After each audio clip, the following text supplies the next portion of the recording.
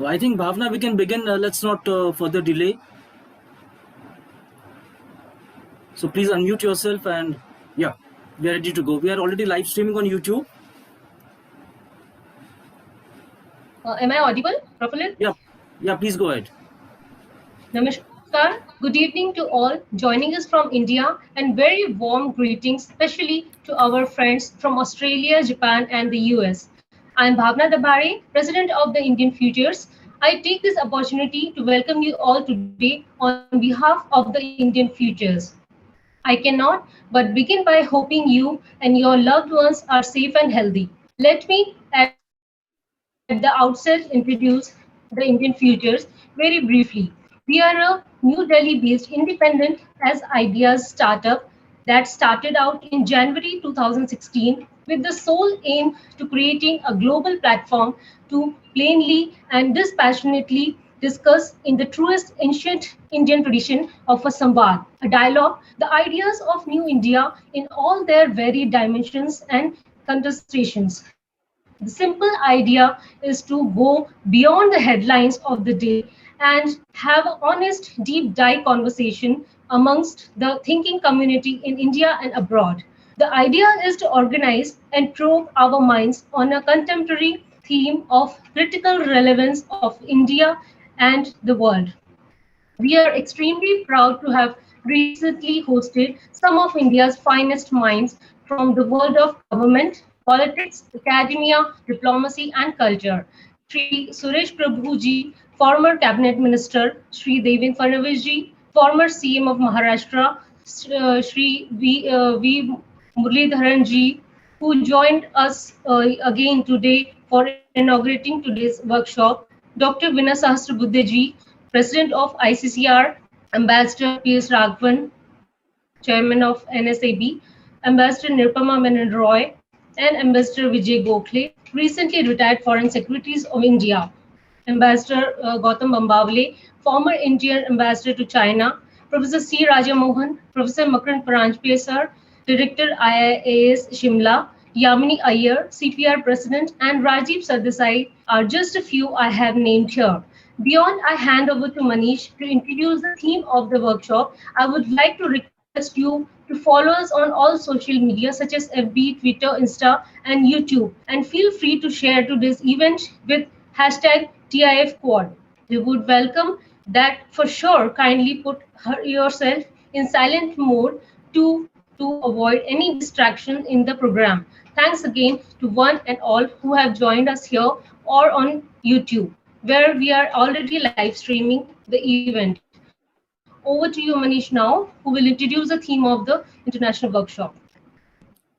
Thank you, Bhavna. I will just, to set the ball rolling, just lay out a template of sorts for the India panel of our workshop. Obviously, I welcome all who have joined us today.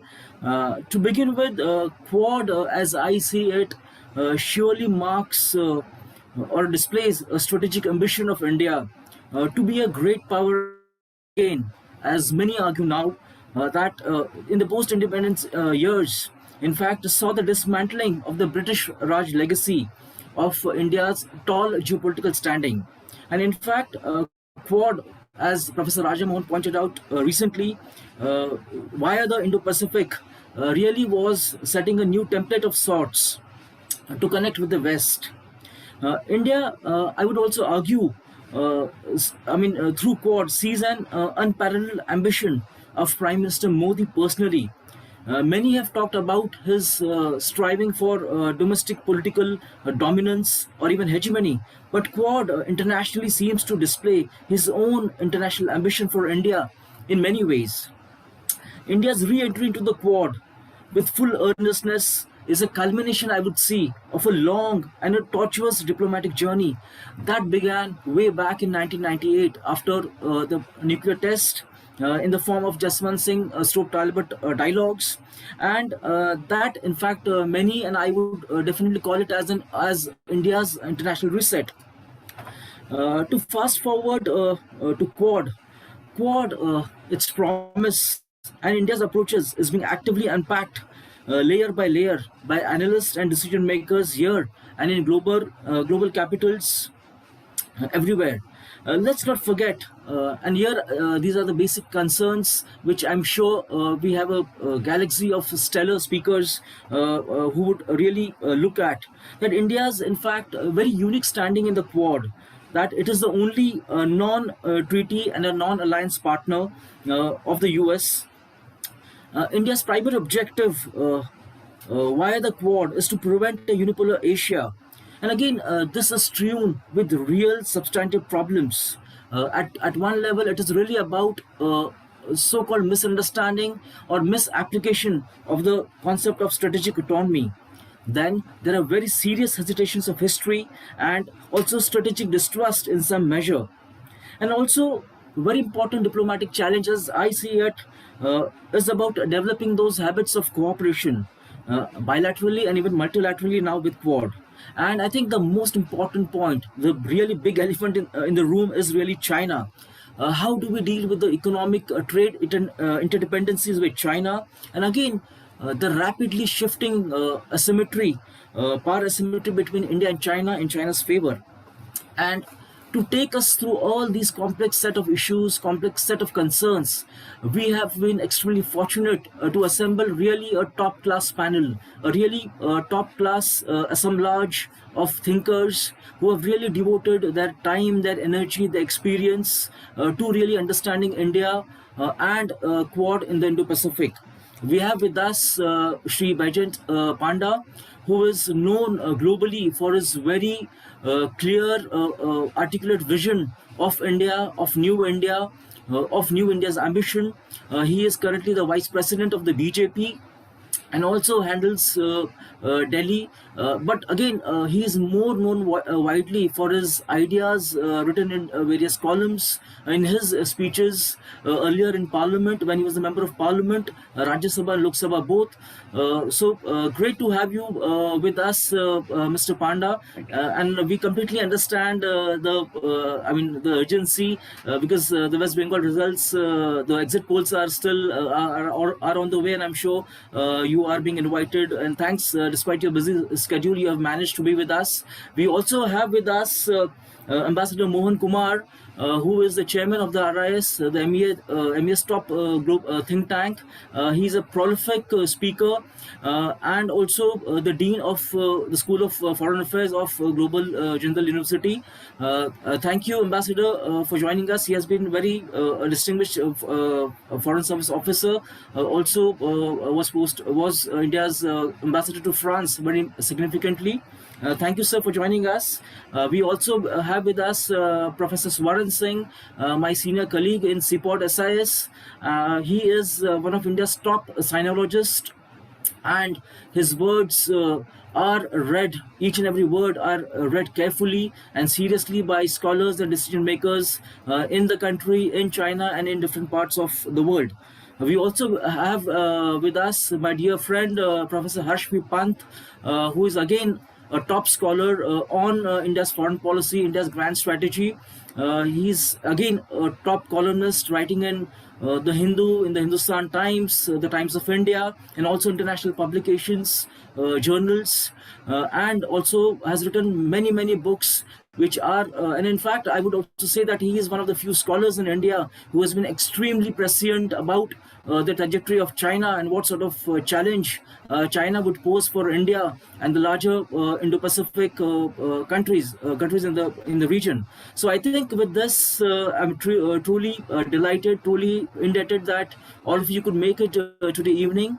So without further ado, I now request Mr. Baijanjay Panda to really deliver his keynote address. Over to you, sir. Thank you and namaskar, Manish ji, Bhavna ji, Ambassador Mohan Kumar, Professor Swaran Singh, Professor Harsh Pant, and the many other distinguished speakers and participants of this important webinar. Thank you, Manishji, for being understanding. It's not just the exit polls. Of course, those of course matter as party in charge for Assam as well. I will have to respond to some of those issues. But even more than that, with the COVID situation being what it is, besides what the government does from the party, we coordinate a lot of volunteering and relief efforts that takes up some time. But this is a webinar that I would not have missed because of the crucial topic that it covers. And my gratitude to the India Futures for organizing such a power-packed panel of speakers and discussants. When we talk about the Quad in the Indo-Pacific, I think, first of all, we need to step back and take a bigger look at the macro picture of how it has come about. To my mind, there is a certain inevitability of the Quad having come together, although with many hesitations and missteps along the way, particularly if we look at the last quarter century or 30 years since the end of the Cold War. Now, very few people could have predicted how geopolitics would look today in the third decade of the 21st century if they had the data only up till the end of the Cold War. Things have changed, and that's only natural. I think perhaps unarguably, the geopolitical arena is the rise of China. And the rise of China has also had unanticipated angles to it, in the sense that the developed world welcomed China with open arms over the past 4 decades. And the explicit hope, not just implicit, was that this engagement, economic engagement with China, would lead to a better, safer, more cooperative world with shared interests. Some of that has happened on economic terms, but on many other expectations, it has not worked out. This was not being spoken about openly for many years, but in the recent decade, I think commentators like all of us on this webinar and many others around the world have begun speaking out candidly that China has taken advantage of the rules that have governed the post-World War II world in terms of growing into the second largest, and now perhaps on PPP terms very shortly, the largest economy in the world. But yet it doesn't want to continue playing by those rules when it comes to others. So this, in a sense, I think can be summed up as follows. The engagement between the developed world, which are almost, they're all democracies, with China, which is not a democracy, was based on economics and the hope that with this economic intertwining, there would be a reform in the way China governs itself and deals with the world, which, as I was mentioning, hasn't quite worked out. So I think perhaps it would be accurate to summarize this as saying that economics as an underpinning of geopolitical strategy is a necessary but not sufficient condition. Now, India too has risen economically and otherwise, and the India story is also celebrated, although the trajectory is not quite as steep as China over the last 40 years, but India is no slouch either. It's one of the fastest growing large economies. On many quarters, it is the fastest growing large economy. The other aspect about India's growth, which I think is significant, apart from the fact that it is headed on the way to being the third largest world economy. Now, we have seen in recent years getting into the top 10 and gradually coming into the 6th and 5th largest world economy, becoming a major acquirer of technology, of defense equipment, of start, and a major nation for the startup ecosystem. But one aspect that stands out about India is that it has transitioned from a post-colonial diffidence into an increasing self-assurance. Now, this self-assurance, this confidence of new India is a 21st century phenomenon. And this is different from other rising powers in recent times, if you compare with China, in that while we often succumb to hubris about our economic growth, there isn't that arrogance about dealing with other nations that we have sometimes seen China do. Now, some commentators could disagree with that, but I think it's a matter of scale. India has sometimes had missteps, particularly with our neighbors, but there is no intentional grand strategy of dealing roughly with other nations, particularly if they're small. The other major development that has happened, which I think has brought the Quad into the stage where it is the transition of geopolitical focus on Asia-Pacific to the Indo-Pacific. Now, this, for those who study history, has a remarkable resonance of India in earlier days, in pre-colonial days, where it had a flourishing trade and other connectivity with many nations across the Indian Ocean. So in this context, having said that economics is perhaps necessary but not sufficient as an underpinning for geopolitical cooperation, perhaps the next argument should be that democracy adds to it. And if you look at it, the Quad is exactly that. It is 4 large economies with great interests in Asia, particularly in the Indian Ocean, particularly in the South China Sea, particularly in the Indo-Pacific, who are all democracies. And that presupposes an underlying value system of shared values. And that is undeniably true. The belief in cooperative management of world issues, the belief in freedom of navigation, freedom of the seas, the belief in negotiated and agreed open trade. Now, these are features of democracy. But I'm going to say something a bit more about why even democracy may be necessary but not sufficient. So, as I was saying, it was sort of inevitable that if the economic engagement with China was not sufficient to deal with a post-Cold War geopolitical situation, and democratic instincts were a part and parcel, we must also recognize that all the members of the Quad at different times have had different degrees of hesitation. Now, India had a general hesitation, the diffidence I have been talking about dealing with the world at large. This was a post-colonial feature, and we have taken the last 25 years to gradually get out of it with our economic growth, with Indians making a mark around the world, with Indian companies also making a mark around the world, and so on and so forth.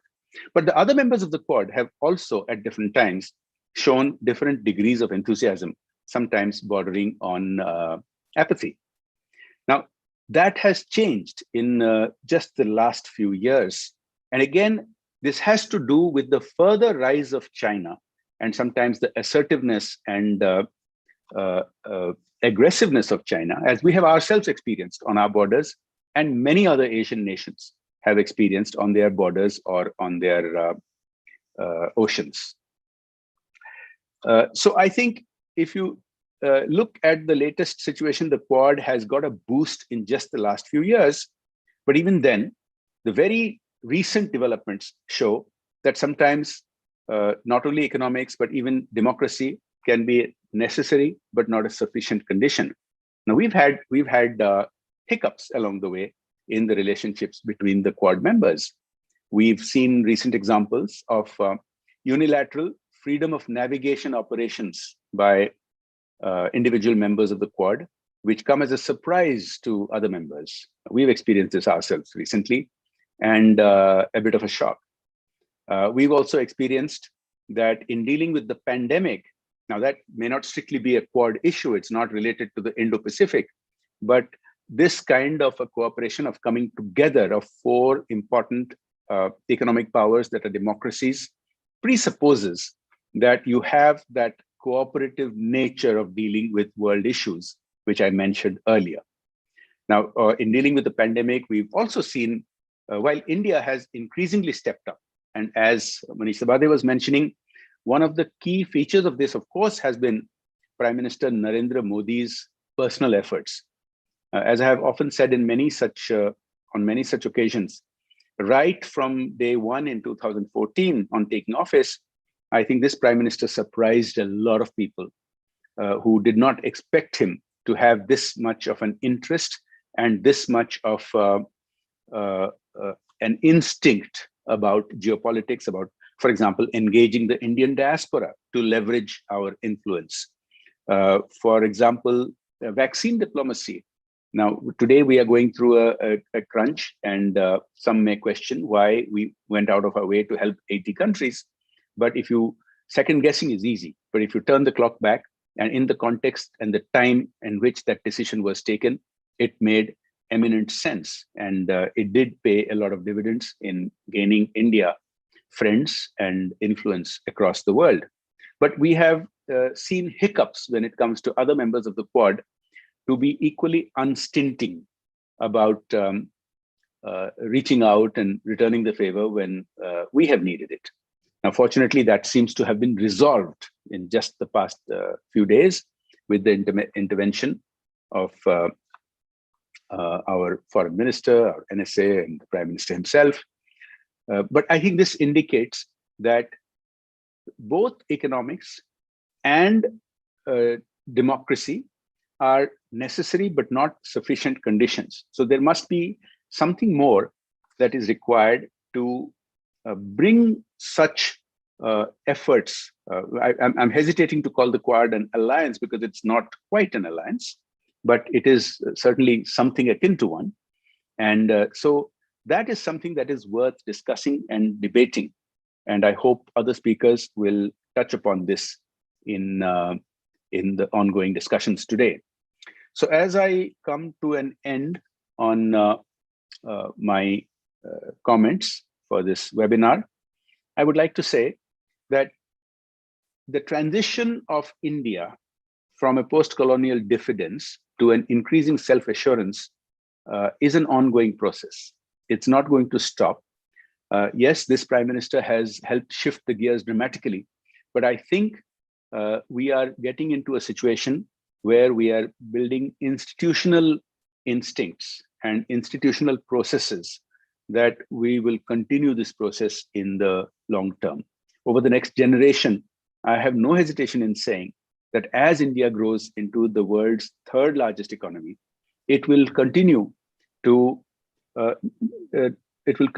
reach out across the world. It will continue to engage with issues that are not just in our immediate neighborhood. Of course, the immediate neighborhood matters. So the transition from, for example, a look east policy to an act east policy, the focus on an extended neighborhood policy, where our first priority in engaging on geopolitical issues, aid is on our extended neighborhood. All these will matter.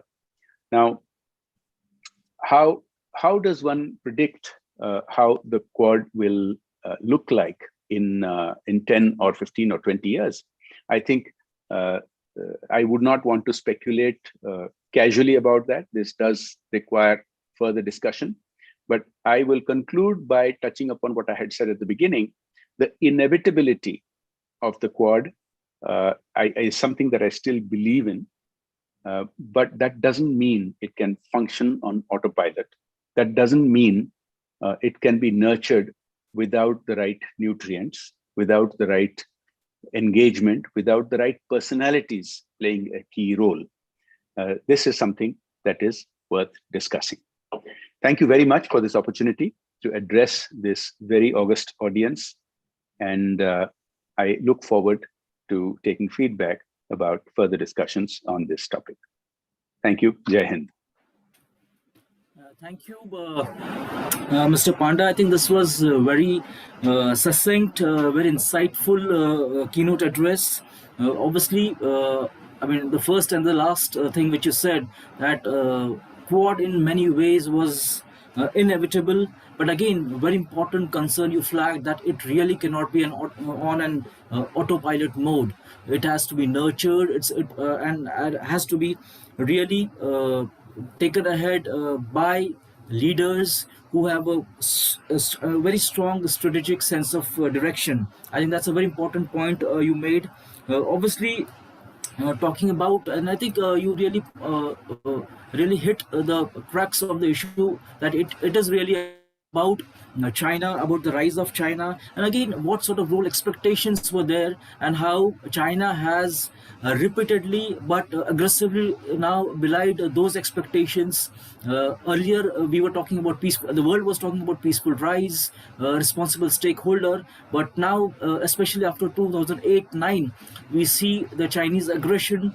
Obviously, India is facing much more devastating aggression on our borders in Ladakh, but also some hope, some sense of optimism that let's not, I mean, give up what sort of contest India can really offer, because India's rise, as you rightly pointed out, is also a fact. And again, I think a very important, I think, original point, that India has really moved from a very post-colonial diffidence of sorts to an increasing self-assurance, as you rightly said. But again, very importantly, it's a work in progress, no doubt about it. I think, and again, those two points about why economics itself and democracy itself would not be a necessary condition for progress on Quad. I think that I thought was something very original, and which really made matters much more clear for all of us. And again, the last point, that uh, it is a work in progress, and India is building those institutional capacities, institutional instincts and processes. I think that those are very valid points which you made. So thank you, sir, for this very brilliant keynote address. And again, I mean, it is really a deep privilege that you could really take time out of your very pressing engagements. I do understand that. And of course, after we are done with the workshop, maybe in some ways we will try to reach out with the findings of or key conclusions of the workshop. Thank you, sir. Thank you again for joining us. Thank Namaskar. you. With this, I now invite Ambassador Mohan Kumar for his address. Over to you, Ambassador Mohan Kumar. Thank you very much. I just wanted to congratulate Honorable Pandaji for his masterly tour d'horizon. I thought he has left, but I thought I completely agree with your observations, Manishji. So I want to thank Manishji and Bhavnaji for this opportunity. It's always a pleasure to be back with the Indian Futures. Look, he has covered so much of ground in terms of what Quad and the Indo-Pacific is all about. So if you allow me, since we need to have a debate rather than, just speeches, may I make 3 provocative propositions? And I'm going to take off from where Shri Pandaji left, which is that the Quad needs to be cultivated. The Quad cannot be put on autopilot. I entirely agree. So what are the issues that the Quad will be forced to reckon with? I can think of 3. The first proposition, and I think for those of you who are attending the conference, because I see a lot of young people, I think the spirit of Quad is something that you must go through sentence by sentence, because it kind of provides a charter now. And this has come from the highest level. So in diplomacy, when summit happens and when leaders are meeting at the level of presidents and prime ministers, it becomes the gospel truth, whether you like it or not. It may be drafted by diplomats, but ultimately it has been bought into by the leaders. So I would say that is really the charter. So I'm going to take 3 points flowing out of it, some directly, some indirectly, and just make this provocative point that the Quad will have to reckon with it sooner or later.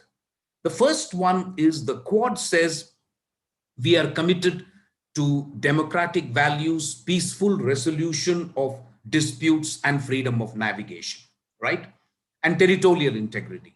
What if a country in the region does not believe in those?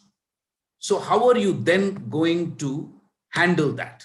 because you keep saying it is free, open, and inclusive. I do not see how it can be inclusive when you want the countries to commit to certain values. And we know some countries just don't commit to those values. Let's be upfront in tackling that. So by definition, you are leaving some countries out by saying countries should subscribe to democratic values, territorial integrity, peaceful resolution of disputes even. I mean, if an arbitration panel has said whatever it has said about 9-dash line and so on, and if the country says, I don't agree, I don't know how this can be peaceful resolution of disputes. So I think sooner or later, this needs to be tackled, frankly, because otherwise we are keeping up a fiction of saying everybody is welcome to join. At the same time, we are saying we have some principles. So why not upfront accept that those values are critical for membership of the Quad? So that's the first point I would like to make. The second point I would like to make is something that flows out of the Russian foreign minister, who I think starting with the Raisina dialogue last year, but he continues to oppose the concept quite violently, if I may say so, even for a diplomat. He doesn't pull any punches. He doesn't mince words. He makes it seem that there is a contest between a UN-based international order and a rules-based international order. And he says, we don't subscribe to a rules-based international order. I mean, for a diplomat to say that is quite a bit, by the way.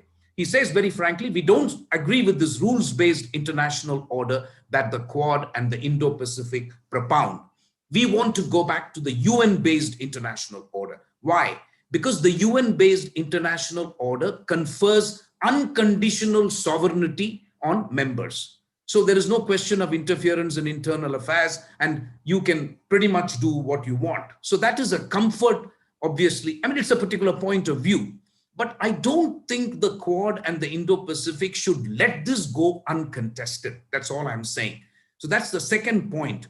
Do we have now two sets of major powers, with one set of major powers saying we subscribe to UNCLOS, we subscribe to freedom of navigation, we subscribe to overflight patrols, and others saying these rules are not important, we will go by the UN, whatever that means. And we all know how important the UN Security Council is. Not important, but important. So, you know, that you have got that thing to resolve as well. The third one, if I may again speak frankly, and I really speak in my personal capacity as an academic, is the ASEAN centrality. This is another thing that we have started repeating like a mantra, and I'm okay with it if ASEAN is okay with it. But my question is precisely this: is the ASEAN okay with it? I don't know, because we keep saying Quad and Indo-Pacific, but ASEAN centrality. I myself believe that the ASEAN is going through a lot of churn inside. It's clear that for ASEAN, China has emerged as the single most important trading partner, but I don't think ASEAN feels very comfortable about having to choose between United States and China. This is not a well-kept secret. There are, if you especially listen to people like, I think I'm forgetting the name now, but there is a retired Singapore foreign secretary who speaks quite openly and frankly about this. And he quite frankly says that it is not easy for ASEAN to choose, because they have a security relationship with US and have a trade and investment relationship with China. And I don't think they will be the last country or last entity on earth to make this choice after everybody else has made it. I don't think they're the first ones to make that choice. So that is the third. The fourth issue is really South Korea. And we now know that the Quad made an offer to South Korea to join, and South Korea has politely declined. It is interesting for me that the spirit of the Quad talks about North Korea. So it's not just about Indo-Pacific, COVID, it's not about vaccines, it's not just about sustainable development, it's not just about even resilient supply chains. They have started now looking at the region, and there is a separate 2-3 sentences on North Korea and denuclearization of North Korea. And the most important party which is concerned with it doesn't belong to the Quad. It is South Korea, which is outside Quad. And that to me is interesting. And I think the fact that South Korea has turned down, at least for now, the membership of Quad and chosen to stay outside is important. This is something that also the Quad will have to reckon with sooner or later. I'm just going to not take time because I think we can have more time for questions and answers. Can I take 5 minutes more, Manishji? Thank you. So I would say, if you ask me now, if I can move a little bit to the Indo-Pacific, I think the Indo-Pacific concerns itself with three things. One, sustainable development, which is climate change and related issues. Second, security, in particular maritime security. And third, prosperity, which is trade, investment, resilient supply chains, and so on. So these are the three broad areas. I mean, there are others like anti-piracy, anti-terrorism, and so on. But I think they can really be grouped into these three really major domains. If that is the case, for India, I have felt for some time that the Quad is focused a little bit more on the Pacific than the Indian Ocean. This is my sense, that I don't think we need to worry too much about the Western Pacific Ocean. For India, it is the question of whether Quad can deliver in the Indian Ocean part of it. And there, I think, if you agree that the definition of Indo-Pacific is from the littorals of East Africa, West Asia, Indian Ocean, then you go on to the littorals of East Asia. If that is your theater, then I think India needs to worry a lot more about Indian Ocean, where there is a Chinese presence, permanent Chinese presence from 2008 onwards. So what do? I think you have to look at the Quad as a fulcrum and then allow each of these four countries to have relationships with other powers which need to be co-opted in the Indo-Pacific theater. And one important country that comes to mind, full disclosure, I was ambassador there, is France. I really believe France is a resident Indian Ocean power with 8,000 military personnel permanently stationed with a maximum exclusive economic zone, and they have a long coastline. So Reunion, Mayotte in the Indian Ocean and the New Caledonia and Polynesia in the Pacific gives you a wonderful idea of what France can do. And I do believe if India, France, Australia, whatever configuration, and the French have a wonderful expression, variable geometry. So if you can have connections like that, alliances like that, so be it. One last point, I do believe Israel should also be co-opted. Israel has tremendous interest in the maritime security of this region. Israel is a power, and I think we should try and co-opt Israel as well, along with France, in at least in this theater, which is confined to Indian Ocean. So I do believe this is work in progress. I agree with the Shri Pandaji when he says that nothing is cast in stone, but I just wanted to provoke a little bit of a debate by saying there are some inconsistencies which need to be resolved sooner rather than later. There is no sanctity to the various alliances. So what I have in mind is a hub and spoke kind of system. The hub or the fulcrum can be provided by Quad, but there is nothing which limits us from cooperating with other countries, including South Korea. I mean, just because South Korea has said no to the Quad does not mean that other countries cannot cooperate, or the countries of Quad cannot cooperate with South Korea in things like resilient supply chains. I mean, I note that the Indian Commerce Minister, along with the Australian Commerce Minister and the Japanese Commerce Minister, have just launched a resilient supply initiative. I, for one, see that South Korea could easily join that, frankly, because it only consists of things like sharing best practices, having investment shows, road shows, and so on. I don't see why South Korea should not be part of that. So slowly, depending on the subject, and depending on the sensitivity of countries like South Korea vis-a-vis China, I think we need to really spread our net a little bit wide so that you can have numerous alliances depending on the subject. So once again, I'll stop here and I look forward to some questions, but thank you for the opportunity.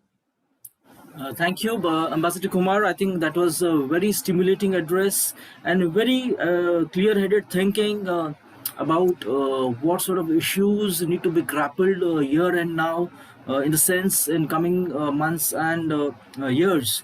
Obviously, I completely like the 3+3 matrix which you rolled out for all of us. Three provocative, what you call provocative propositions about values, whether are they, to what extent are they inclusive?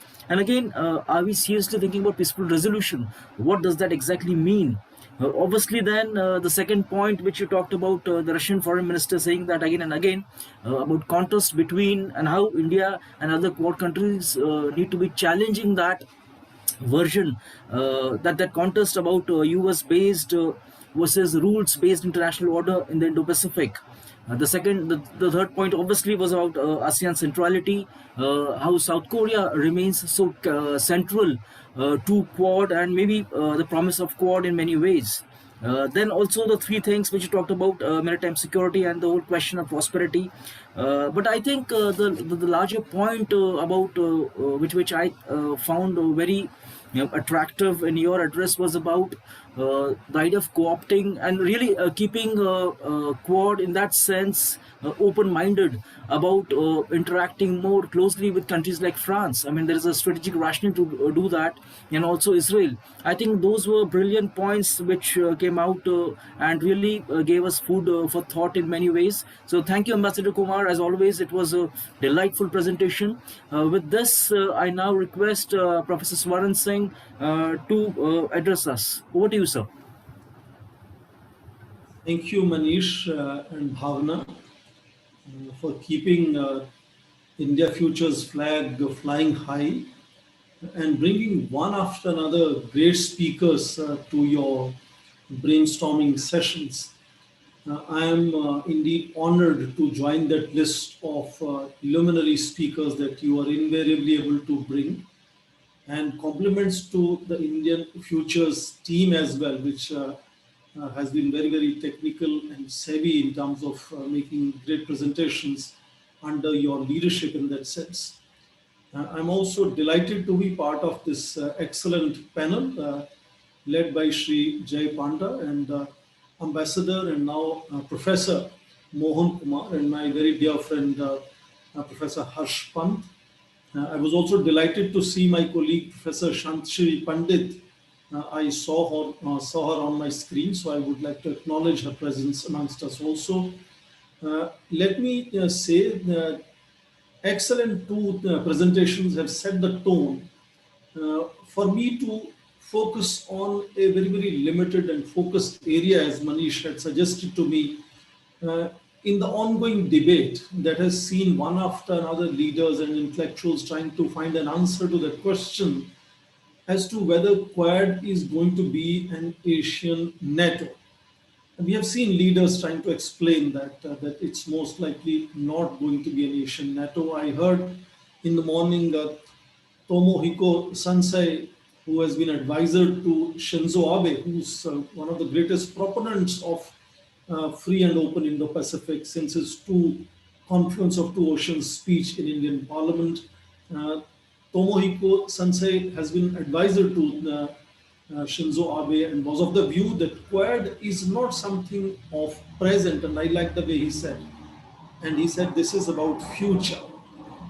And I also heard indeed Manish in the morning talking about how Chinese Foreign Minister Wang Yi had described in 2017 that Quad is going to be nothing but sea foam and that it will dissipate. Of course, the same foreign minister today talks about this being a Quad that is going to launch a new Cold War. He talks about this becoming a nation NATO. And that whole U-turn in that view is simply because of two reasons. One, that the Quad, which started in 2007, was very different, both in terms of what was the conception of Quad and in what context it was conceptualized. The four members had neither that cohesion and urgency to come together at that time, partly because China was not Xi Jinping's China at that time. This was a very different Hu Jintao, Wen Jiabao's China of that time. And it dissipated at that time, but not dissipating for second time, and it is now often being described as Quad 2+0, which has seen expansion vertically, which means it has moved from senior officials to ministerial and has had its first leaders summit middle of March. It has also expanded thematically, has added several new themes, including the last three working groups, which were just mentioned.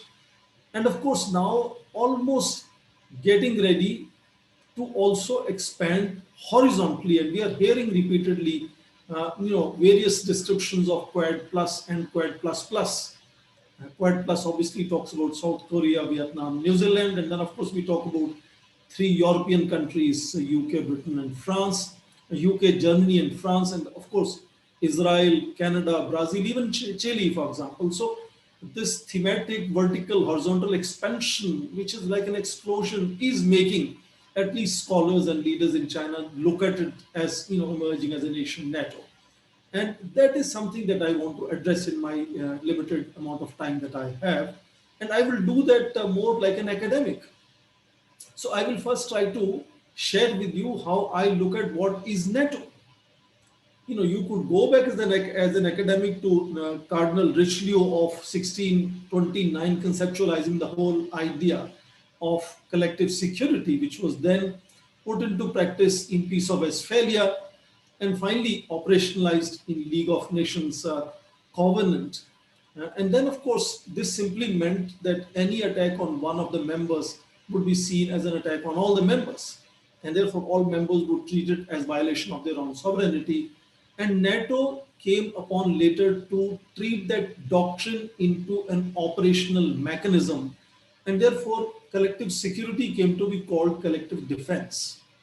And the difference here was very simple, that the collective now was seen as a military alliance. The collective now had a defined adversary.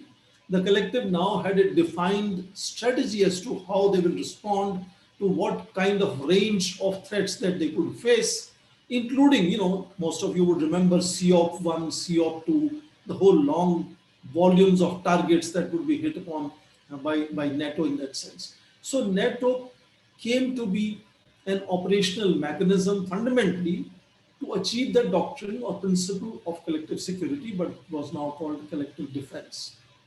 Now, it is not that United States, which was trying to deal with Soviet Union and Germany in Europe, was not facing similar crisis in Asia Pacific. It had almost singularly decided or tried its best to handle Japan on its own without involving much of the other allies of United States during World War II. And now the way Japan was tackled was initially similar, because if you remember, just like NATO was being conceived from late 1940s, 1946, 47, particularly 1948, 1951, 52, there was a whole idea of Pacific Oceans Pact. And of course, then after that fizzled out, there was a particular setting up of Southeast Asian Treaty Organization, which of course had several European members, including Pakistan, for example. It was hardly Southeast Asian in that sense. And that gradually dissipated and was finally disbanded in 1977. Now, why that NATO kind of experiments in Asia Pacific that the United States tried did not work? Very simply, the first fundamental difference was that unlike European allies of NATO, of United States, who had fought together with United States and not fought against United States, like in case of Japan in Asia Pacific, they were also seen as equal and similar. So there was identity, which was shared identity in terms of being democracies, being freedom-loving countries, having human rights, talking about even religion and culture, Christianity, for example. So there was a very different kind of shared identity that United States shared in Europe and could set up NATO successfully. But when it came to Asia or Asia Pacific, that was not there. And therefore, soon United States junked that model and template and decided to what was just mentioned by Ambassador and Professor Mohan Kumar, hub and spokes alliances, where it was very clear that this would work under dominance of United States and not equality among sovereign states as a principle. So it had alliances, for example, with Japan, Korea, with Singapore, Philippines, Taiwan, Australia, but they were bilateral collated into a multilateral idea of hub and spokes. And therefore, that set up a very different model, and that was not NATO.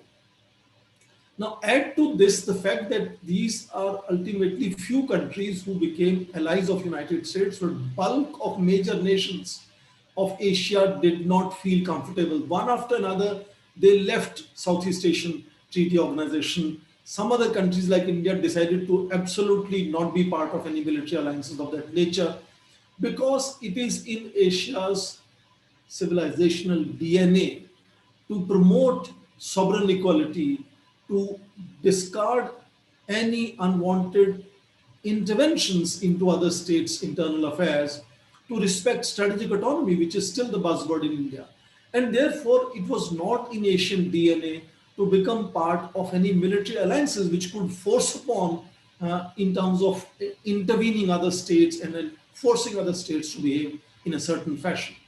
Second very interesting element, which of course Amitabh Acharya has written a great deal on it, is this whole idea of colonial experience. The fact that these were Western powers who some of them had also been former colonies among Asian nations, there was this whole skepticism of not joining any military alliances with same former colonial powers. And therefore, even the Commonwealth of Nations, look at how India skirted clearly and stayed out of Commonwealth of Nations in the sense of becoming a republic, though it stayed in Commonwealth of Nations, but in a very different example that India sets even in Commonwealth of Nations, let alone the military alliances to be formed. Third was the very interesting element of some countries who had been occupied, for example, like Japan and South Korea.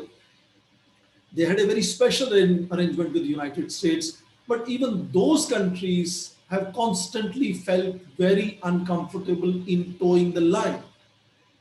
And you have seen that last 10 years, there have been a constant hiccups and troubles in Japan-South Korean intelligence sharing treaty, for example, or more recently, of course, let me talk about of Five Eyes that President Trump was sort of tom-tomming about, has come under enormous stress. One after another country is trying to get out of it. So even those countries have felt uncomfortable in military alliances under and with United States or under United States. And finally, of course, we have seen also the enormous diversity, unlike European example, that Asia Pacific has shown in terms of size of countries and size of economies, and the whole set of ethnicities, whole sets of cultures and religions, the whole stature and size of these nations in terms of military power, the whole range of political models that this region has shown, and of course the whole big size, large number of countries involved. So therefore, the template of NATO, which became the defining mechanism for ensuring peace and stability between the East and West for last 60, 70 years, until Soviet Union collapsed, of course, it was not replicated. It could not happen in Asia because of both immediate but also more substantial organic reasons that are located in culture and civilizations of some of these countries in that sense. Now, why are we again debating then that you could have Asian NATO and Quad could be seen as a trigger or a sort of initial format that could potentially become into an Asian NATO? Among others, of course, it's very simply because they now have gradually emerging shared challenge. They are not yet calling China as an adversary. President Joe Biden likes to call China a competitor, not even adversary. So at least they have a shared challenge. And therefore, if you look at NATO's charter, Article 5, that talks about what it means to be an alliance, you must have read some of the pieces that Ambassador Shiv Shankar Menon has been writing. One of them was three-piece story in print, for example, where he said that you need not actually call them alliances, but the kind of relationships that are developing now, for example, between India and the United States could be quasi-alliance. You can name it differently, of course. Likewise, all four Quad countries today have very clear understanding of their shared China challenge. But as was underlined by both Sri Jay Panda and Ambassador Mohan Kumar, they have very varying and dispirited strategies. The China's strategies are not similar. And therefore, if you locate the potential of Quad becoming NATO in the domestic debates, and I'll take just 2 to 3 minutes in telling that, if you look at that debate of NATO, the possibilities of Quad becoming NATO in the domestic debates of these countries, you will find that it's really not going to happen, even if China was to emerge not just a competitor, but an adversary and enemy country. And why is that? Because first of all, United States looks at this region and China challenge only as part of its global leadership. It's only one of the theaters, and it has to really balance various pulls and pressures that it faces in other theaters as to how to manage this particular theater. And we have seen repeatedly that China and United States could decide to come together, given the kind of dynamics that evolve in their global equations. And that could mean that United States could not really contemplate itself to create a NATO kind of an alliance with a defined adversary called China. Very quickly, Japan is a bigger example. In fact, both Japan and India share boundaries and disputes with China and have been far more cautious. These are not countries that are going to really feel comfortable joining a clearly defined alliance to deal with China as a challenge in terms of military challenge. In case of Japan, of course, Article 9 of the peace constitution is completely against Japan joining any military alliance. With all the new interpretations, Japan still cannot join a military alliance of that nature, despite all the rhetoric that we have seen sometimes emerging from Japan in terms of strengthening this whole rhetoric about free and open Indo-Pacific region. India, of course, has constantly focused on multi-alignments, including alignment with China, and of course, strategic autonomy. The more China pushes India in terms of creating tensions, may see India drifting towards United States and Quad, but India's comfort zone is not going to be where it can really allow itself to be part of any military alliance, because that's not part of, again, civilizational DNA of India. India has not really been comfortable in joining any military alliances historically. And finally, Australia, which is an alliance partner of United States, is now a great economic partner with China. China is the largest trading partner. In fact, Australia is a unique country where it has deficit in its own favor in the trade. Almost 2/3 of the trade is exports from Australia, and therefore the momentum in Australian economy greatly depends on relationship with China. So in that sense, if you look at the domestic debates, I don't think, again, there is any possibility of NATO being ever replicated. And let me make my last point, taking just 1 minute. What could happen is some kind of hybridization, and that would be primarily driven by how aggressively Xi Jinping's China deals with some of these regional players in terms of pushing them to the wall. And even when these countries get pushed to the wall, whether there are 4 countries or more countries are added in either direct membership or in other indirect formats, the way Ambassador Kumar just mentioned, there could be other ways of engaging these other Quad plus countries. But even when China pushes them to the wall, at best some kind of hybridization is what that can happen, which would, I suppose, focus on soft power, on critical modern technologies, on HADR operations. Again, Quad goes back to tsunami very quickly, which is where the core group of 4 countries was formulated first, which in 2007 emerged as a Quad. So very different, very, very peripheral issues, soft security issues is where these countries can come together and get both capabilities, but more important, credibility to become acceptable, because China, as Ambassador Kumar just mentioned, has enormous footprint of economic engagement with this entire region, and none of these countries are willing to be very easily, sort of joining any military kind of an alliance or quasi-military alliance of any nature, and therefore it's neither feasible nor desirable that Quad would ever, even if China emerges as an enemy and pushes them to the wall, would turn itself into a NATO alliance that we have seen sustaining peace and stability in the European theater. And therefore, some kind of hybridization at best could be which could be the way these countries could decide how they wish to deal with the China challenge. We have seen with all the rhetoric that Joe Biden had during election campaigns, more or less the same Trumpian policies are continuing vis-a-vis China.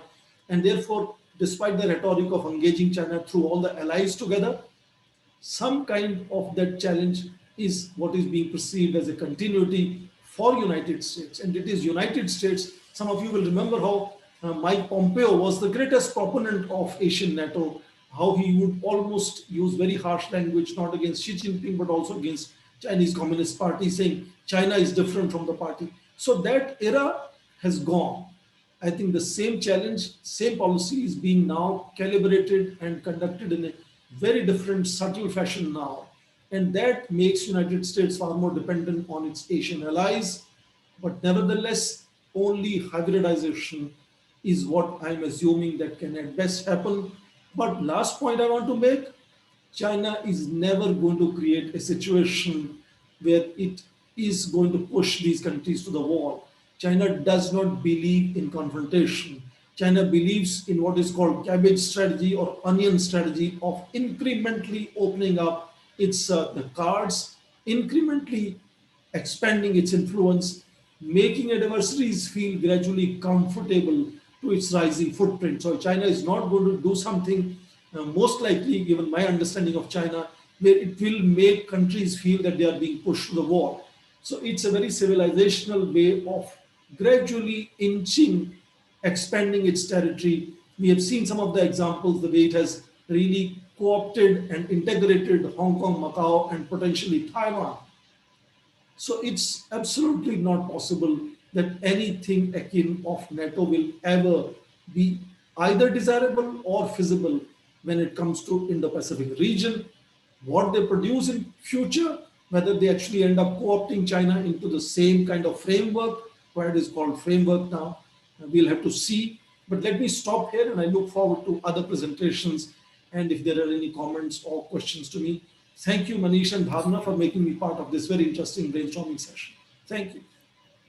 Thank you, Professor Swaran Singh, for this very insightful address. Obviously, a very candid assessment of how India is looking at the Quad, and very importantly, I think you really hit it. I mean, at a basic minimum, I think we all need to be clear about the history of this whole NATO sort of structures in Asia, why it really failed in some ways. I think that is what not too many look at, which I think you really showed that to us. Again, the point about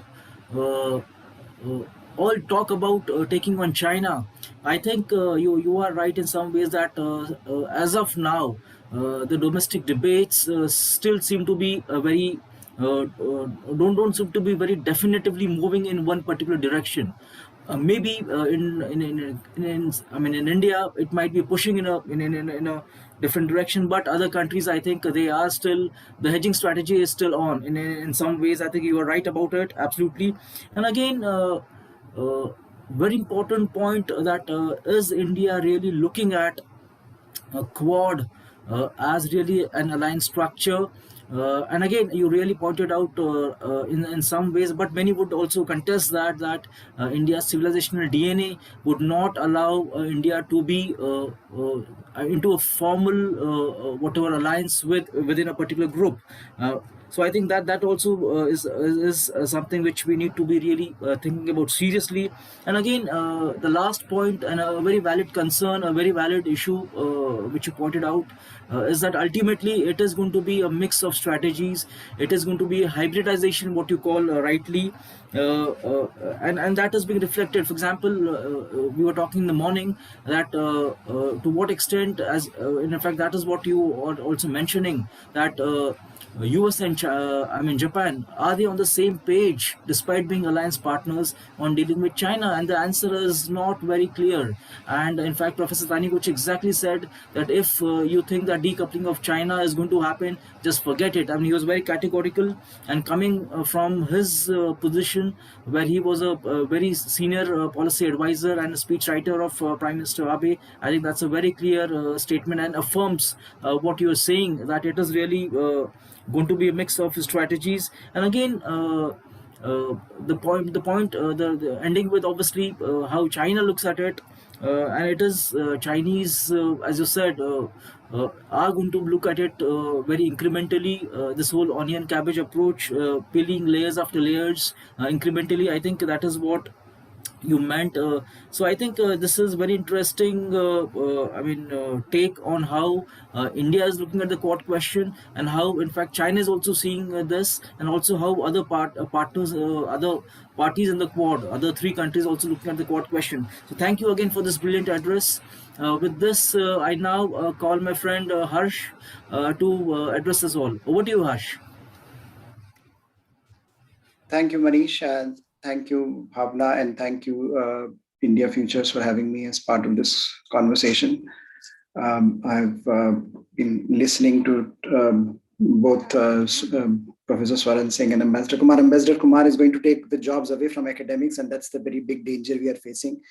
So, it was. I think it's a very interesting conversation about the future of Quad and how to think about it. Some of the points that have been mentioned are, I think, worth thinking about, in the sense that we are yet to come to terms with Quad. I mean, just let us all remember that till last year, we were writing op-eds about how Quad is not doing enough and how Quad is never going to become anything. And suddenly now everyone is saying Quad is going to become something. So I think in a short period of time, the trajectory has been quite remarkable. And I think that is what I want to talk about, in a sense, because I think a lot of the people here are students.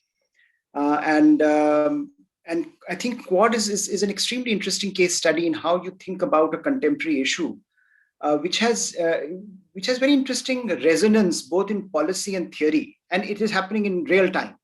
So I would encourage you all to think beyond just the headlines that you are getting from the newspapers, and take a deep dive into what has happened, on this question of Quad.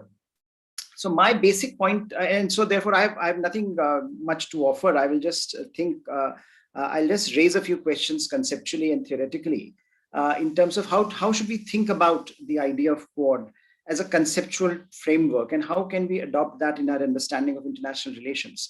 Now, my basic understanding here is that, that if you look at the shift in global order, in the regional order, in the Indo-Pacific, then Quad is a structural imperative. It is not whether it will happen or not.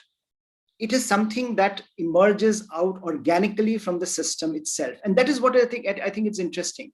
We have been look at the journey from 2007 to 2017, push and pull, domestic debates, no domestic debates, domestic debates saying, no, we can't, we really can't move beyond this. Domestic debates in various countries pushing Quad in a different direction.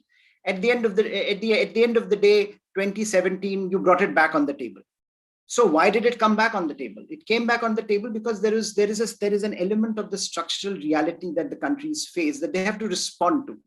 That the domestic debates and the domestic milieu might not be in sync with those realities, but ultimately they create enough pressure on the system to deliver. And therefore, we have seen this dramatic, even from 2017 to 2021, the dramatic acceleration in the process. Even till last year, Quad is not doing anything, to one where Joe Biden, within his 2 months in office, calls the Quad Leaders Summit. This is a big shift in the way we are looking at the region, and I think the countries are responding to the structural realities that they face in the region. I'm a big believer in structural realities, and I think that is one prism through which you can understand the rise of Quad, its resurrection, and possibly the consequences. So I will just, from a structural shift to the Indo-Pacific, the idea of China's rise, the idea of American reluctance to take on the kind of role that, a perception of American decline, from Obama to Trump to Biden. This has been a nice, interesting trajectory, and I think students should look at how that this has evolved. The whole debate on Indo-Pacific has evolved. Again, Indo-Pacific, go back 10 years, 12 years, hardly any resonance. People were struggling to understand Indo-Pacific. Obama was pivoting, but not pivoting. He was he was debating with his advisors, Asia-Pacific, Asia-Indo-Pacific. What is it about? We were procrastinating on the nomenclature. and look at the reality that when it hit us, it became so fast. And China, I think it all starts from there, because once you start understanding or accepting the logic of the Indo-Pacific, Quad automatically becomes the instrumentality there, because there is no other instrumentality. There are no other institutions. It's an institutional vacuum that you are entering into. So once you accept the logic of the Indo-Pacific, Quad becomes a natural corollary to it. And I think that's something that needs greater study, that needs greater understanding. But if you look at the Indo-Pacific narrative, I would, and I've written about it, that this is one of the most significant ideological, ideational defeats of China. China has been pushing, China has tried every trick on the table to say that Indo-Pacific does not exist. It's pushed smaller countries. But look what is happening today. From Europe to the smaller countries in Oceania, everyone is adopting Indo-Pacific in some form or another. There are differences, there are dissimilarities. People are interpreting it differently, but the logic is very clear. Even ASEAN, with all its internal contradictions, is willing to say, yes, we have an Indo-Pacific outlook. Now, this is, I think, even from ASEAN sense, I mean, I agree with Ambassador Kumar, it's a divided house, it can't get its act together. But from their perspective, from their weakness, even to come out with this articulation is a very important step. So I think if you're looking at it from a larger historical or contemporary historical narrative, you would see the trajectory of this debate and this evolution, which is interesting. And I think which, as students here, we should be more interested in. I think, the diplomats will sort out the nitty-gritty of how Quad evolves. But for students, for those who observe international relations, more over a period of time, this is why this region, this is why these concepts are so fascinating. Because in my lifetime, I've seen in the last 15 years how dramatically the conversation has shifted. So I think if you are looking at the region today, if you're trying to understand the region today, these concepts almost become organic. That there is a structural problem, you have an institutional vacuum, you have a normative vacuum. We are also struggling about the norms. We are talking of where are the norms? There is a contestation of norms, right? I mean, again, Ambassador Kumar pointed it out. We are saying, UN-led world order, whatever that means, versus rules-based order, but no one is agreeing on it. There's a great fragmentation happening. Now, that in that fragmentation, you have to enter, and in that fragmentation enters a platform like Quad, and which has to make sense of that fragmentation and come to its own set of articulation about what that fragmentation means. So while, again, there are differences, there are challenges, but look at the evolution. And that is something that, that for students and for those observers, this is very interesting. So this is, I think, one element where you can use international relations theory to understand some of these ideas. That, what is the challenge in Indo-Pacific in terms of institutional vacuum? What is the challenge in the Indo-Pacific in terms of normative architecture? What is the challenge in terms of the structural shift that is happening? And there you can situate the idea of Indo-Pacific, the idea of Quad, and what it means for all this. The other lens is the Indian foreign policy lens. I'm sure all of you study Indian foreign policy in your own ways. Now, conceptually, how do you understand this? Now, this is again a big shift.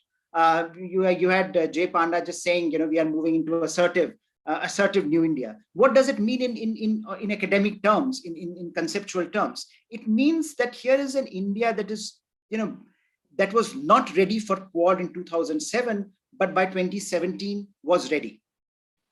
What does it mean for Indian foreign policy aspirations? What does it mean for Indian foreign policy articulation? And I think the articulation is very simple. You have to just look at two elements. One, the harping on of this idea that India wants to be a leading player in the international system. You want to be a rule shaper, not a rule taker. If that is the argumentation, then you have to step up to the plate when the time comes. The other sense of articulation is not simply about rule making or rule shaping, but also the sense that, look, India is now willing to enter into coalitions, issue-based coalition. Now, this was a very important, interesting statement Ambassador Gokhale made at Raisina Dialogue 2 years back, that we are not non-aligned anymore, but we are willing to align ourselves based on issues. So again, if you are a student of international politics, this is a remarkable change. And I think all of you should be aware of the significance of what is happening. When you say that, look, non-alignment was the term of reference for understanding Indian foreign policy for a long time, you have to see how far we have come. That a lot of these debates would be unimaginable if you are still using the old prism. So in that sense, for a student of Indian foreign policy, there is so much to think about as to where we are moving, why we are moving, and what sort of questions it represents, what sort of issues it raises. Is it, in terms of when you're looking at the issue-based coalitions, what does it mean? It means that, look, in Indo-Pacific has been devoid of institutional frameworks or very weak institutional frameworks. So what we have done, you see a number of trilaterals, and again, quadrilateral enters into the same fray. It was not as if trilaterals were not there, but they were loose. They are loose. They do not, as Professor Swaran Singh was trying to make a case, that these are not strictly the alliance structures of the past. This is something new that is happening. And we are, again, I don't think, we are paying enough attention to this. There's something fundamentally shifting in the body politic of international relations. That alliances, as we traditionally understand, perhaps are never going to come back. Perhaps, again, I'm using the word. But what kind of relationships we are now talking about? There is not, we are saying trilaterals, we are saying quadrilateral, then we are saying quad plus. You can add France to it, you can add South Korea to it, you can add any number of countries to it that want to join. But the idea is that this is not an alliance structure. This is not a typical alliance structure that we have come to understand in terms of institutional framework. This is something new that is happening. And we have, again, for all of you who are students, you need to start investigating why is this happening? What is this a reaction to? Is this a reaction to the particular type of international environment that we face? And both Professor Swaran Singh and Ambassador Kumar have talked about it, that you have China's dominance in economics, America's dominance in security, countries want flexibility, countries want space for maneuverability. I don't know the answer. But I'm raising this as a fundamental question in terms of institutional shift, the structure of institutions that is changing. And we have to be aware of the implications of that shift, that if you're not going to get traditional institutions, and if you are seeing greater fragmentation at the institutional level, then how do you understand the new kind of institutional frameworks that are emerging? And therefore, where do you situate the Quad? And that is a very important, I think, development in international relations conceptual toolkit, I would say. We have expanded it tremendously, and we should be cognizant of that reality. So what does Quad represent? I would, and this is a question to all the students who are going to do their MPhils and PhDs. Is it a structural response to a structural crisis? Is it an institutional imperative endeavor, which is we are trying to locate it institutionally, that there is a problem of institutional vacuum, we are responding to it? Or is it a normative shift in the identity of India as a foreign policy actor? And you can look at it either way and you will get interesting answers. And I think I would want you to go and push yourself in asking those questions. Don't restrict yourself to the old vocabulary of international relations, because I think that won't allow you some of these answers to emerge. You have to figure out, because this is happening in real time. There's so much evolution, such dramatic, the scale and scope of international relations is changing so dramatically that I think we have to be cognizant of that shift. So just final few points. How do we then understand, what the challenges are here? I mean, when you're thinking of Quad as an institutional factor or as a structural response, I think both Professor Swaran Singh and Ambassador Kumar have talked about its cohesiveness. How do we understand whether, again, I think if you understand the logic of its institutional framework, you would get an answer whether it can or cannot be ever so cohesive as to become a formal institution. Is there enough in there to make it a formal institution? Or will it always be a loose coalition of factors that are coming to terms with the new structural realities in a certain maritime or geography and responding to it? If that is happening, then it means, then we can have differences. So for example, America's definition of the Indo-Pacific and India's definition of the Indo-Pacific may not correlate, but we would be willing to work on operational issues. So is that what is happening? Is that how we can understand it? Can we overcome the initial reticence in terms of our framing of where we want to go? So the question of, many have asked this of India, and given that we are mostly talking about Indian foreign policy in this panel, the question is, can India ever let go of that reticence? I mean, the domestic debate that Professor Swaran Singh was talking about. Will the structural imperative ever be strong enough for India to move away from that posture where we never ever want to be part of an alliance structure? And if at all we want to be, what kind of an alliance structure that is going to be? I remember I was a student, much like yourself in JNU, and then we used to debate America all the time. I mean, at that point in time, if someone would have told me that, look, America by 2040, by 2017, 2018, India would be signing foundational agreements with America on logistics and interoperability and communications and intelligence cooperation, and I think half of JNU would have come out in protests. But so I think the dramatic shift that has happened in international relations in Indian foreign policy just in 20 years' time allows us to think of this question more fundamentally. Are we looking at the alliance relationship in an old-fashioned way, or we need to look at the alliance relationship differently? Can we work with our differences to create an alliance framework that responds to the challenges of our times?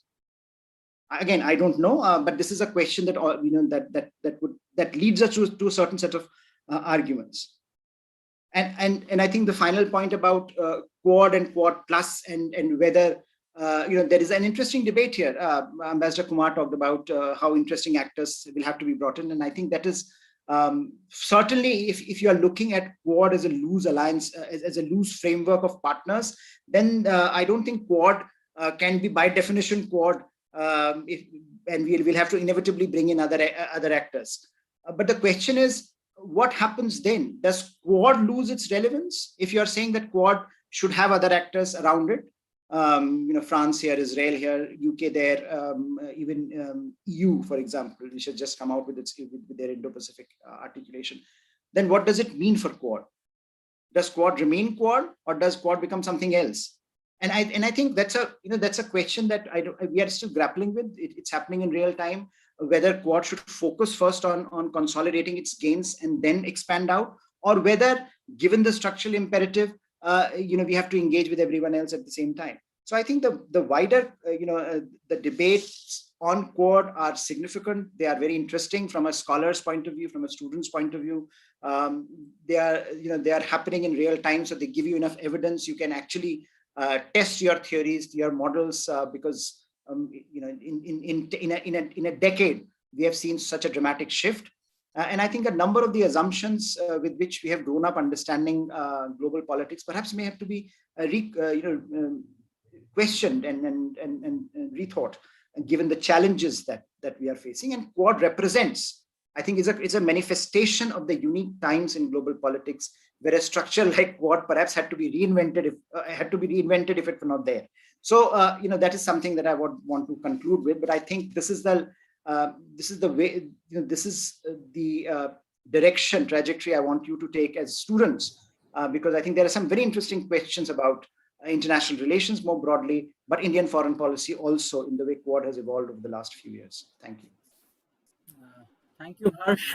Very stimulating as always. And obviously, you rightly pointed out how it is so important to look at structural systemic changes, structural systemic imperatives, and really rethinking our conceptual designs, our theoretical frameworks, always testing them again with the reality we are seeing rather than what we are reading in the newspapers. I think that is really something we should all be pondering again and again.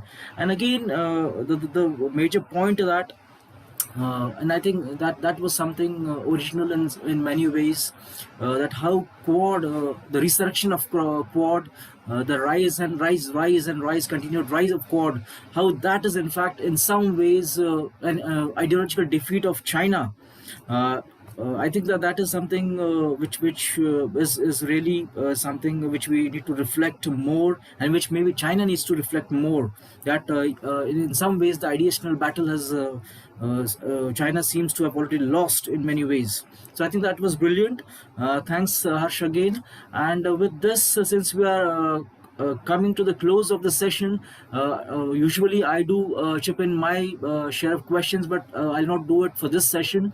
And we have two questions. I mean, there are many students who are asking questions, but I'll have it at least three of. We just roll out over directed to students. So we start with Aditya.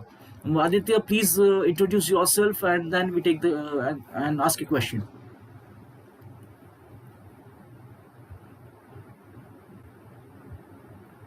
Please unmute yourself. Yeah, go ahead. Thank you, sir. My name is Aditya Kumar Singh, and I'm currently pursuing my master's from SIS JNU. So I'll just keep my questions very short and brief. Ambassador Mohan talked about co-opting other players, especially France and Israel. I do understand about France being a Indian Ocean power.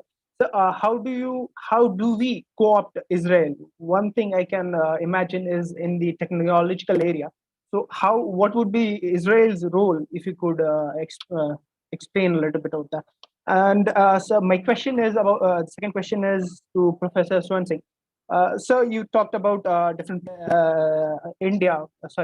Asia Quad not being an Asian NATO, and I totally agree with that. It shouldn't be, because one of the factors is the level of economic interdependence we have. It wasn't there at that point of time in the European context.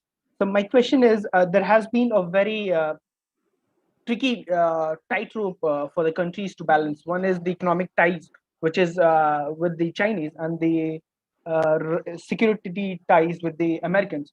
So how can countries really, especially the ASEAN nations, balance this whole dilemma, if I may call it so? And the third question would be, why do we not focus? Why aren't we really focusing? I think Professor Harshpreet Pant really touched upon that thing.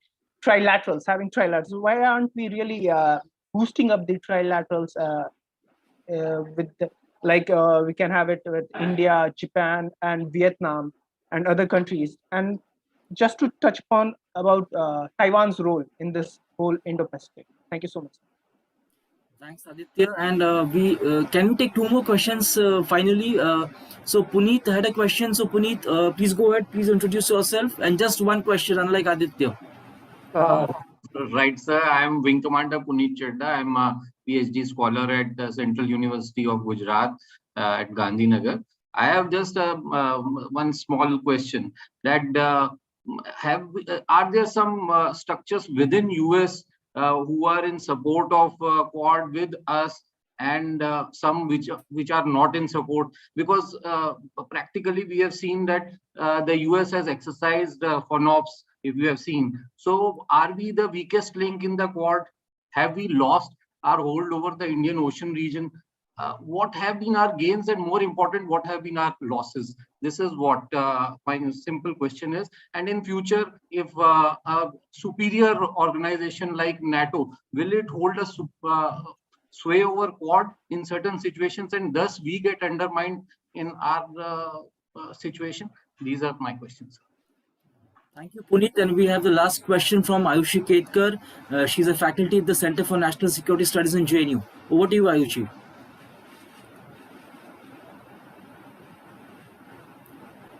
Ayushi, please unmute. Am I audible? Can you hear me? Please go ahead. Thank you.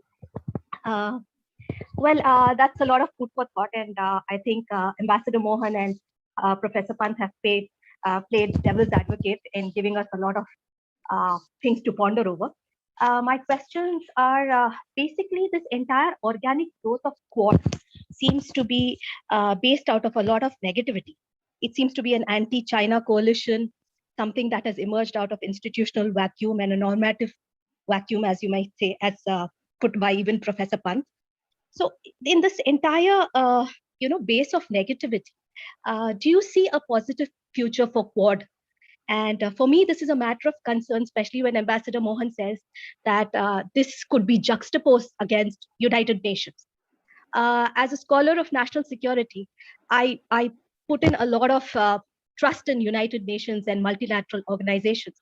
And I wouldn't like to see UN go the way of League of Nations, where the institution loses its trust, and Quad is supposed to be a replacement for it.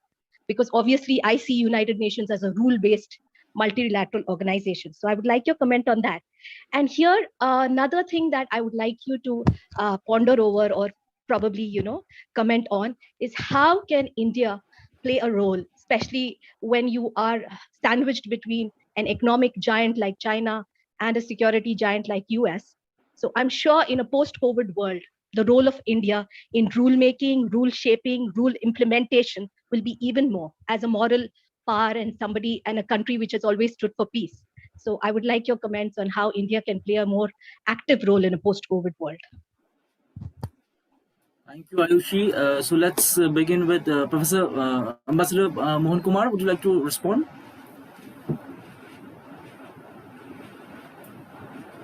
Yes, most certainly, and I will keep it short. So Aditya's question about Israel, I think I did not mean it in the context of Quad, but I certainly mean it in the context of Indo-Pacific. If you want inclusion of West Asia in the theater, it's not just enough to get Saudi Arabia and UAE. I think you have to get Israel into the mix because they are probably more attuned to the security requirements of the region than the other two. So that is my reason for including Israel. It's not that much of a maritime power now. My sense is it is a maritime power in the making, especially with oil reserves in the Mediterranean and so on. So Israel I see as a very strategic country there, which should not be ignored. This is just my idea, by the way, and it is also work in progress, so I concede that. Puneet, in terms of, I'm sorry, I'm calling you Puneet, but you understand, of course. Thank you. So Puneet, I think what you say is a little bit in the past in terms of the difference of view within the United States. The summit level meeting should put an end to those kind of rumors or thoughts that the US is, again, I think if you see Biden, again today he has made a statement saying that we don't want to start a competition, but we are in the Indo-Pacific to avoid a war. So I do believe the United States is now fully behind it. As for NATO over Quad, success of Quad, I think Professor Harsh Pant was absolutely correct. He did not use the word sea foam, but a Chinese leader did say that the Quad is like sea foam and it will evaporate in no time at all. The same Chinese have to now reckon with the Quad.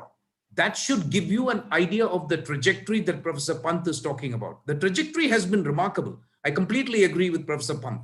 2 years ago, we wouldn't even be talking like this in a seminar like this. Everybody would be skeptic and say, what the hell is going on? Just a talking shop and all that. And the Chinese were absolutely, I think, rubbing their hands in glee, if you will. But I think that has changed.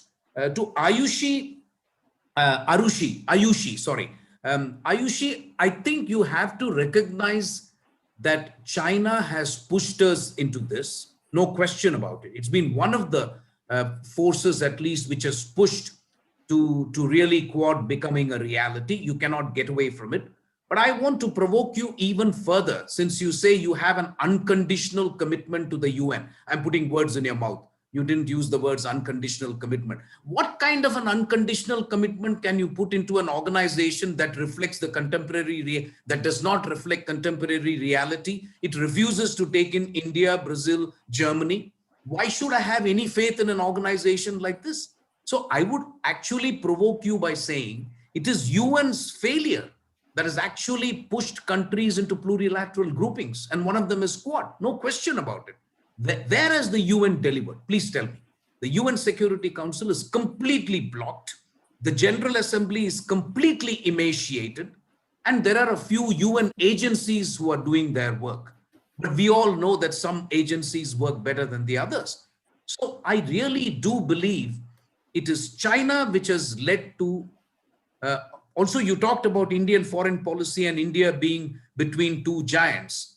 But very frankly, what has Ladakh done? When the history of Ladakh is written, and it is for people like Professor Pant to do it, I will never be able to replace academics like that. But you know, when you write that history, what you will say is that Ladakh, just as Mr. Vijay Gokhale's statement, Ambassador Vijay Gokhale's statement was absolutely critical, it is a little late when he said non-alignment is over, but nevertheless, it's important. Similarly, somebody might, like Professor Pant might say, Ladakh is when India stopped hedging between China and the United States. We could well write that. I'm not sure, but I do believe that Ladakh has pushed us into a much closer relationship with the United States. I still think, I don't know where this will end, frankly, because, you know, we are seeing a lot of, shall we say, toing and froing, if you like. But it seems to me, whatever has happened in Ladakh, if China did not want India to move into the US camp, it has exactly had the opposite set of unintended consequences. Talk of unintended consequences in international relations. This has essentially meant that India is now having to burn its boats with China. I don't think that could have been the intention of China. So I would switch your statement around by saying you may be placing your faith in a 20th century institution in 21st century, but obviously I'm trying to provoke you. Thank you, Manish ji. Great, Ambassador Kumar. Professor Swaran Singh, would you like to respond?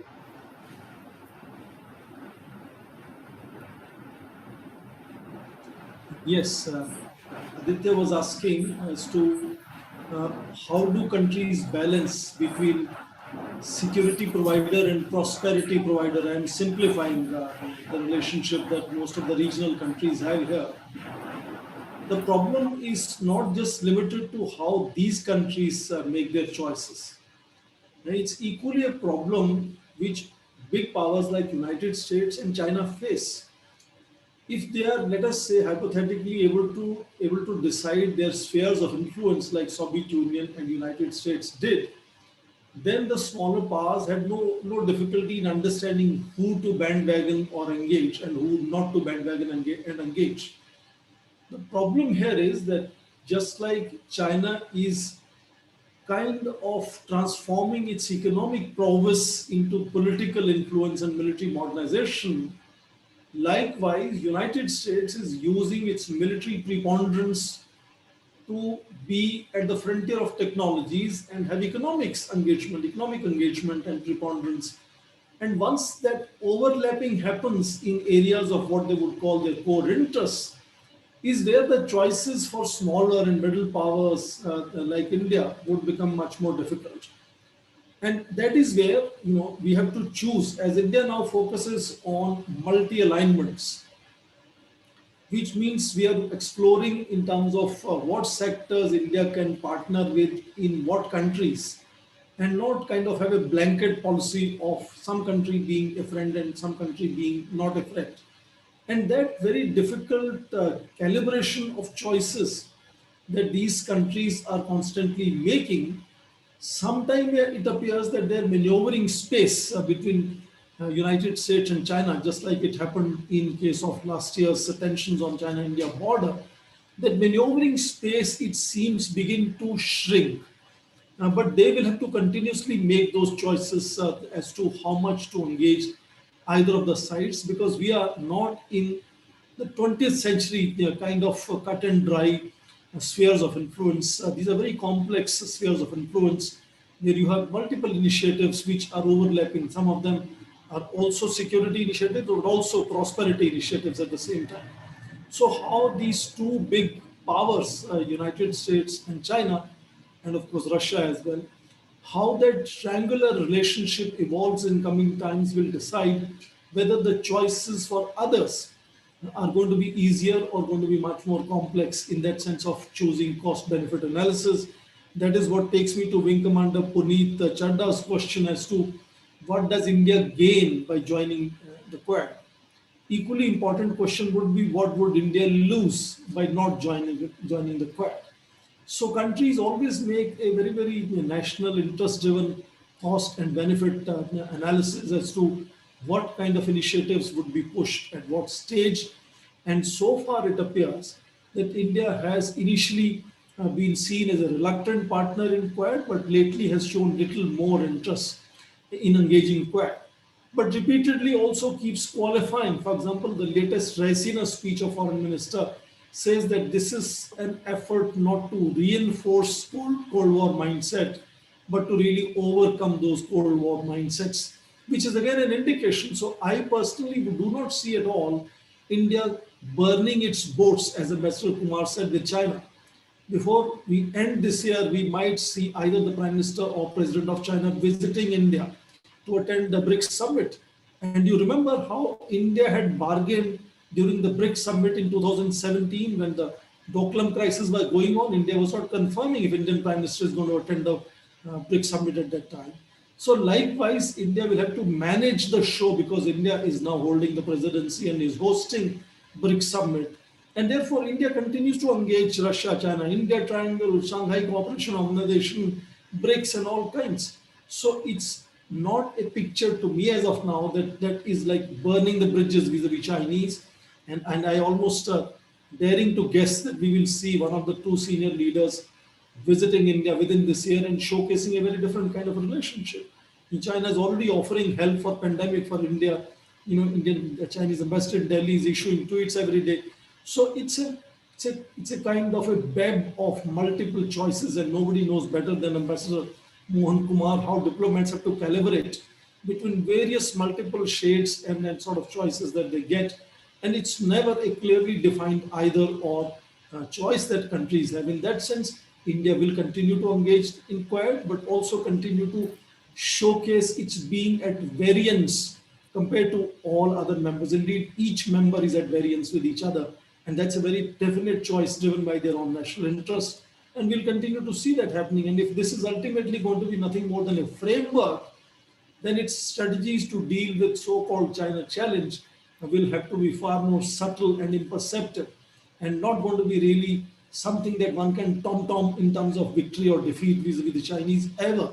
We will continue to cultivate China as we continue to also contain China. That is how this whole engagement will continue to happen. And my sense is that it's not going to be a clear anti-China stance that in any case Quad will ever be able to take, even when China pushes them to the wall, because that's not a smart choice to make. That's not the easy choice. That's a tough choice to make. Easy choice and more complicated choice, of course, is to deal with this peeling of onions which Chinese are doing all the time, and look at each of these issues and initiatives and turn them into opportunities. And therefore, Quad will continue to be one of the multiple options where India would be engaged in coming times, and that will continuously depend on cost and benefit analysis. India would drift and move in another direction if that serves India's interest very clearly. Thanks, Professor Singh. The last word to Harsh. Over to you, Harsh.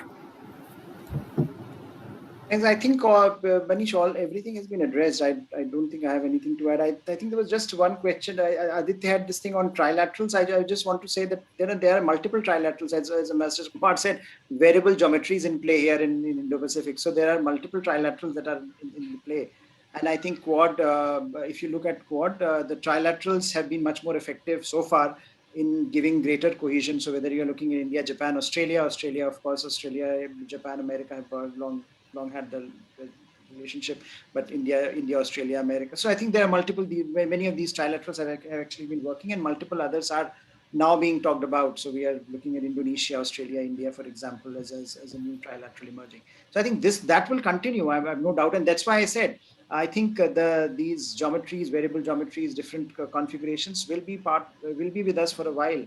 And India will engage with them as well as with the Quad. The question is, at what point in time and what leverage do they give you vis-a-vis your main challenge? And if they start delivering on some of these, then I think it will give greater potency to this argument. If they don't, then eventually they will fall out of the map, and we will see more more cohesive structures emerging, more alliance-like structures emerging. That's how we have seen evolution happening in international institutions as well. So at the moment, of course, we are in this fuzzy zone of informal relationships, informal configurations, more platforms than alliances, more informal arrangements than formal engagements. But I think that again would depend on what kind of impact they have on the ground. Thank you. Thank you, Harsh. With this, we have come to the end of the session. So may I request Abhishek to give a formal vote of thanks. Abhishek is a PhD student in the School of International Studies. In fact, Professor Swaran Singh, student, I have borrowed for TIF. Thank you, sir. And over to Aditya. Abhishek. Thank you, sir. I, Abhishek Verma, on behalf of the India Futures, would like to extend my heartfelt gratitude towards Ambassador Mohan Kumar, Professor Swaran Singh, and Professor Harsh V. Pant for their succinct, provocative, and articulative presentation. They quite brilliantly juxtaposed, among others, China's strategic and geopolitical calculations within entire Quad and Indo-Pacific architecture. I also want to extend my gratitude towards the disciplined and engaging audience. Further, I invite you all to join our next session at 11 a.m. tomorrow for Australia panel on Quad. Till then, stay safe, stay healthy. Good night, everyone. Thank you. Thank you all. Thank you, Mazhar Kumar. Thank you, Professor Singh. Thanks, Harsh. Thank you. Thank you. Thank you.